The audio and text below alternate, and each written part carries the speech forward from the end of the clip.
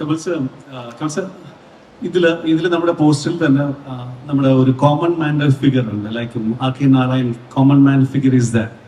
So അത് ഫിലിമിൽ actually is it like animated character, like what is it Shankar sir? அது வந்து ஒரு ஆர்கே லக்ஷ்மணுடைய ரொம்ப ஃபேமஸ் கார்ட்டூன், த காமன் மேன்ற கார்ட்டூனு. அந்த கார்ட்டூனிஸ் என்ன பண்ணுவாங்கன்னா டெய்லி நாட்டில் என்ன நடக்குதோ அதை கொஞ்சம் காமிக்கலாகவும் சட்டைரிக்கலாகவும் ஒரு கார்ட்டூன் போடாது. அது ரொம்ப ஃபேமஸ். இப்போ நடுவில் இப்போ சில வருஷங்களாக அது வர்றதில்லைன்னு நினைக்கிறேன். ஸோ எனக்கு வந்து கதை சொல்கிறதுக்கு அந்த ஆர்கே லக்ஷ்மணுடைய அந்த காமன் மேன் கார்ட்டூன் வந்து ஒரு டூலாக பயன்படுத்தியிருக்கேன். இதில் வந்து 3D அனிமேஷனில் அந்த கேரக்டர், அது வெறும் கார்ட்டூன் தான், 2D நியூஸ் பேப்பரில் வந்தது. அதை வந்து ஒரு 3D அனிமேஷனாக கிரியேட் பண்ணி இந்த படத்தில் வந்து சில காட்சிகள் யூஸ் பண்ணியிருக்கேன். அதுக்கு வந்து அந்த performance capture and motion capture, இது ரெண்டுத்துக்கும் நாங்கள் யூஸ் பண்ண ஆக்டர் யாருன்னு கேட்டிங்கன்னா ஆச்சரியப்படுவீங்க, குரு சோமசுந்தரம். என்ன ஒரு வண்டர்ஃபுல் ஆக்டர் பாருங்க. இதுக்கு முன்னாடி நான் வேற படத்துல சில கேரக்டர்லாம் கொடுத்தேன். அவர் வந்து ஸ்கிரிப்ட் கொடுங்கன்னு கேட்பாரு, சின்ன கேமியோ வந்தால் கூட ஸ்கிரிப்ட் கொடுங்கன்னு கேட்பாரு. நான் ஸ்கிரிப்ட் கொடுத்துருவேன், படிச்சு பார்த்துட்டு அப்படியே யோசிப்பாரு, சரி சார் உங்களுக்கு திருப்தி இல்லைன்னா வேற ஏதாவது பண்ணலான்ட்டு. அந்த மாதிரி 2-3 படங்கள் பண்ணல அவர். ஆனா இந்த படத்துல அவர் முகம் வராதுன்னு தெரிஞ்சும் இதை நான் பண்றேன்னு சொல்லி இன்ட்ரெஸ்ட் காமிச்சாரு. Such a different and wonderful artist. அவருடைய வாய்ஸ் வரும், அந்த காமன் மேனுடைய குரல் வந்து அவர் டப் பண்ணியிருக்காரு, அவரே தான்.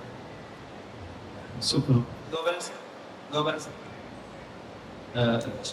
ഗോപാലൻ സാറിന് ഇവിടെ നമുക്കറിയാം, നമ്മുടെ അറിവിൽ എത്രയോ ബിസിനസ്സുകളുണ്ട്, എത്രയോ വ്യവസായങ്ങൾ ഓടിച്ചു കൊണ്ടുപോകുന്ന വ്യവസായമാണ് സാർ.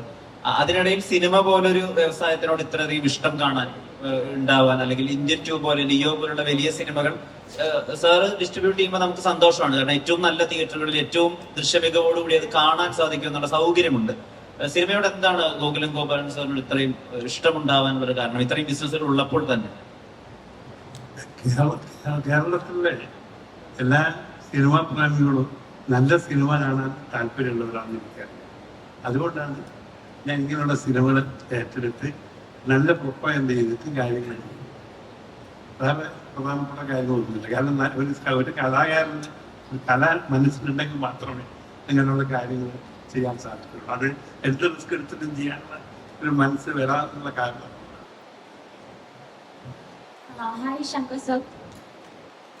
Actually Indian ഫസ്റ്റിൽ A.R. റഹ്മാൻ സാറാണ് മ്യൂസിക് വന്നേക്കുന്നത്. ആൻഡ് ആഫ്റ്റർ ഇത്രയും 11 പ്രോജക്ട്സ് വർക്ക് ചെയ്തിട്ടുണ്ട് കൂടെ.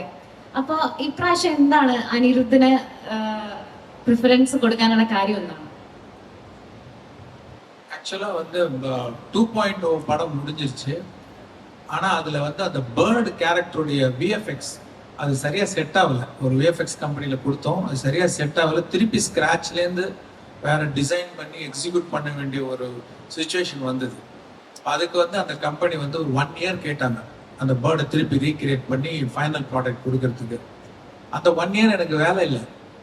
ஏன்னா எனக்கு வந்து வீக்லி ஒன்ஸ் இல்லை ஒரு 2 நாள் 3 நாளைக்கு ஒரு தடவை ஒரு ½ அவங்க அனுப்புகிற ஷார்ட்டை பார்த்துட்டு அது நல்லா இருக்கா நல்லா இல்லையா, என்னுடைய ஃபீட்பேக் என்ன, கரெக்ஷன் என்ன சொன்னால் போகிறோம். ஐ ஆம் ஃப்ரீ. அந்த டயத்தில் வந்து இந்தியன் ஸ்கிரிப்ட் ரெடி ஆகிடுச்சு. சார்கிட்ட சொன்னேன், சார் பிடிச்சது, ஸ்டார்ட் பண்ணிடலான்னு சொல்லிட்டு ஃபெப்ரவரியில், அதாவது அந்த 2.0 ரிலீஸ் ஆனது நவம்பர், ஃபெப்ரவரியில் இந்தியன் 2 ஸ்டார்ட் பண்ணுறதா பிளான்லாம் பண்ணிட்டோம். அப்போ பார்த்தீங்கன்னா என் வேலை முடிஞ்சிருச்சு. ஆனால் ரஹ்மான் வந்து பேக்ரவுண்ட் ஸ்கோர் பண்ணிட்டு இருக்காரு, அப்போ தான் ஸ்டார்ட் பண்ணியிருக்காரு. இப்போ அதுவே ஒரு பெரிய பேர்டனை நான் பண்ண படங்களே ரொம்ப கஷ்டப்பட்டு பண்ண எஃபர்ட் போட்டு பண்ண பேக்ரவுண்ட் ஸ்கோர் வந்து 2.0 தான். இப்போ அவர்கிட்ட போய் நீங்கள் இந்த படத்துக்கு ஒரு 5 சாங் கம்போஸ் பண்ணுங்கன்னா அவர் பயங்கர பேர்டன் ஆகிடும், கண்டிப்பாக ரொம்ப கஷ்டம். அதே நேரத்தில் இப்போ அனிருத் வந்து தொடர்ந்து அவருடைய மியூசிக்லாம் நான் கேட்டுக்கிட்டே வந்தேன். மெலடி சாங் ஆகட்டும், வெஸ்டர்ன் சாங் ஆகட்டும், இல்லை ரொம்ப மாஸ் சாங் ஆகட்டும், ரொம்ப இன்ட்ரெஸ்டிங்காக இருந்தது, ரொம்ப பிடிச்சிருந்தது. ஸோ இந்த மாதிரி சுச்சுவேஷனில் நான் ஐ தாட் இல்லை I should go with Anirudh for that movie. So I am connecting one more question. நீங்க எப்பவும் social issues and vigilant themes எப்பவும் focus பண்ணிட்டு இருக்குன்னு தோணுச்சு. So what is the reason behind that? Social issues படம் எடுக்கிறதா? நான் மற்ற படமும் எடுத்திருக்கேன். காதலன் பார்த்தீங்கன்னா அது லவ் சப்ஜெக்ட் தான். ஜீன்ஸில் வந்து மருந்துக்கு கூட சோஷியல் இஷ்யூஸ் எதுவுமே இருக்காது.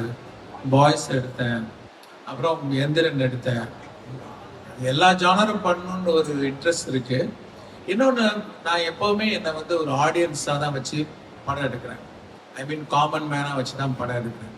இப்போது நான் ஒரு ஒரு middle class, lower middle class பையனாக இருந்தப்ப நான் பார்த்த விஷயங்கள், என்ன அஃபெக்ட் பண்ண விஷயங்கள், நான் பாலிடெக்னிக்கில் சேரும்போது எனக்கு வந்து income certificate, birth certificate, community certificate இதெல்லாம் வாங்குறதுக்கு நான் கொஞ்சம் அலைஞ்சு கஷ்டப்பட்டேன். ஸோ அது வந்து மைண்டில் தங்கி போச்சு. நான் ஒரு ஃபிலிம் மேக்கர் ஆனதுக்கப்புறம் அதை நான் பிக்சரில் கொண்டு வந்து வச்சேன். ஏன்னா நம்ம வந்து லைஃப்லேருந்து தான் எடுக்கணும் படம். லார்ஜர் தேன் லைஃப், அப்புறம் அவுட் ஆஃப் பாக்ஸ் திங்கிங்லாம் வேற. பட் பேஸ் வந்து ஃப்ரம் லைஃப். அது என்னுடைய லைஃப், என் லைஃப் மட்டும் இல்லை, என் கூட படித்த பசங்க, பக்கத்து வீட்டில் எல்லாருமே they are going through this issues. So அதனால வந்து அந்த பாயிண்ட் ஆஃப் வியூவில் எடுக்கும்போது எனக்கு அந்த சோஷியல் இஷ்யூஸ்லாம் வந்து லைக் என்னால் ரிஃப்ளெக்ட் பண்ண முடியுதுன்னு நினைக்கிறேன். Thank you sir.